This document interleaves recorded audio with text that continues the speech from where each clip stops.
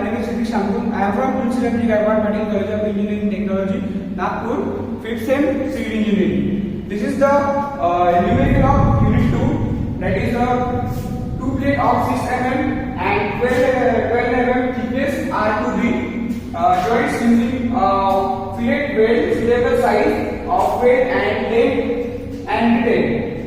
There is a two dimensions, that is T1 and T2 is equal to T1 is equal to 6 mm and T2 is equal to 12 mm. Now find S and L. So S mean is equal to 5 mm and time taken is 1.5 U. There is a 6.6 minus 1.5 U is equal to 4.5 mm and S max is equal to 3/4 into 6, that is 4.5 U.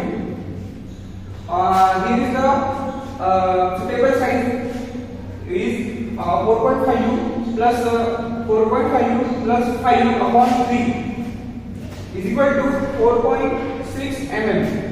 Now this is the length of end detail is equal to 2 into 4.66, therefore 2.s, and length of detail is 9.52.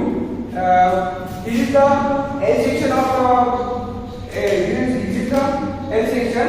It is the vertical dimension of 6 mm and horizontal dimension of 4.